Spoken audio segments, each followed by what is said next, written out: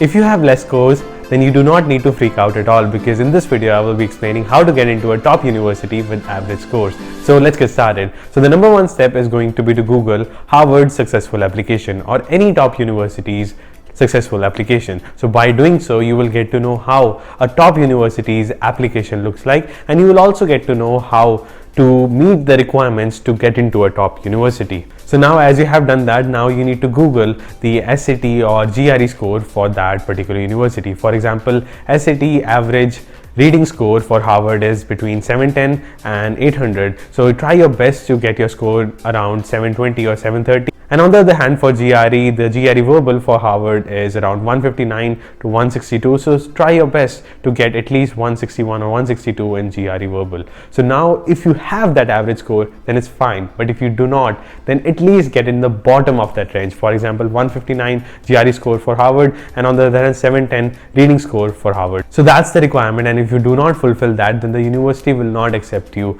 And if your scores are not even in the bottom of that average, then find a university where your score can be at least in the bottom or in the middle of their required score. So now this is just one piece of your application, and you also need to do well in the other pieces of application, such as letters of recommendation, statement of purpose. So let me start with an example. So here's an example of a Georgia Tech student who got accepted to Georgia Tech with low scores, and on the other hand even low GPA. So my friend, he had only 3.3 GPA and SAT scores were below 1450. So this is what he did. He knew that he had low scores in grade 11, so he started planning ahead. He started competing in hackathons, and he actually found better programmers than him in the hackathons and teamed up in the hackathons and won a lot of awards. And he also got an internship before even graduating from his high school. So by this, he was able to get into Georgia Tech. And that's not the only reason,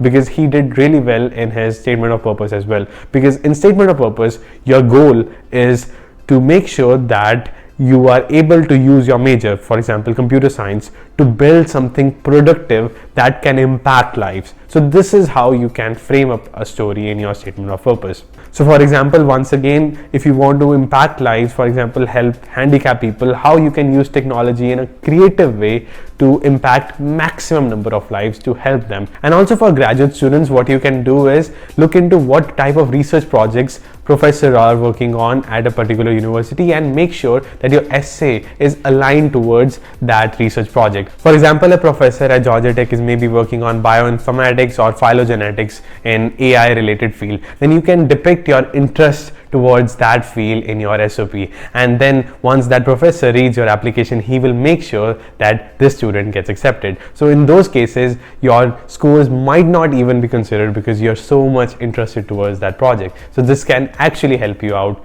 in most of the cases. So another hurdle that pops up is GPA, and also for that you do not need to worry at all as well, because if your GRE score or SAT scores are good, then GPA won't be considered that much, or vice versa. So you have to make a balance of all these two. So another hurdle that comes up now is TOEFL and IELTS score, because some universities are very strict about these scores, and they say that if your TOEFL score is below 100, then they will not accept you at all. So for that, it's your responsibility to call the university and make sure that if your score is maybe 1 or 2 points below the required score, then maybe if they will accept you or not. So just call them and make sure that your score is valid or not. And if it's not, then take TOEFL or IELTS again.